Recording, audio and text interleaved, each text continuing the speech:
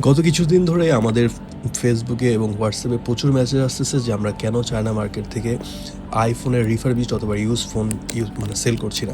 এটার অন্য কোনো রিজন নাই। আমরা করি না, অন্য ধরনের প্রোডাক্ট নিয়ে কাজ করি। তো যেহেতু অনেক মেসেজ আসতেছে, এই ভিডিওটা তাদের জন্য যারা কম খরচে আপনার ভালো ফোন নিতে চান। তো আমার হাতে যে ফোনটি আছে এটা হচ্ছে iPhone 12 256GB এবং এটা কিন্তু একটা রিফারবিশড প্রোডাক্ট। তবে হ্যাঁ, একটা মজার ব্যাপার হচ্ছে এই ফোনের কিন্তু ক্যামেরা, ডিসপ্লে এবং ব্যাটারিটা অরিজিনাল। তো যদি হোলসেলে কেউ নিতে চান তাহলে কিন্তু আমাদের কমেন্ট করতে পারেন।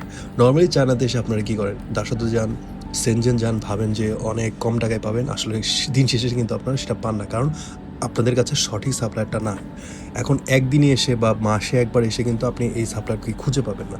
এটার জন্য আপনার চায়না থাকতে হবে, অনেক সোর্সের সাথে কথা বলতে হবে। একটা সময় গিয়ে আপনি পেতেও পারেন, নাও পেতে পারেন।